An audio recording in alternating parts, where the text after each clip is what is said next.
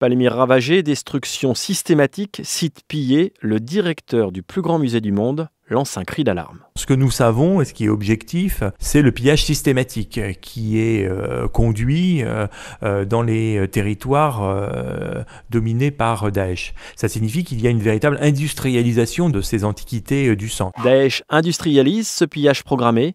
Il rapporte 30 millions de dollars au groupe terroriste grâce à une taxation systématique du produit des fouilles illicites. C'est un service dédié qui rassemble les sommes collectées. Ils ont une organisation dédiée à ce commerce illicite, dédiée aux recettes de ce pillage, c'est-à-dire qu'ils collectent, sur les fouilles en particulier, une taxe qui est estimée entre 20 et 50% du produit des pillages. Ces œuvres pillées sont ensuite exportées en Europe par des réseaux criminels organisés.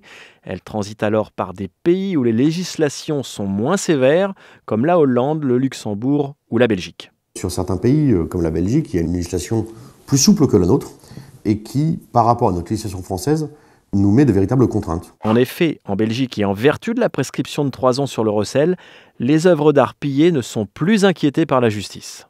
L'œuvre d'art ainsi blanchie arrive alors en France, comme a pu le constater le Conseil international des musées, l'ICOM, même si les marchands d'art français s'en défendent. Si on écoute tous les représentants de tous les marchands, il n'y en a pas. Pas dans ma cour, j'en ai pas vu, je sais pas ce que c'est, etc.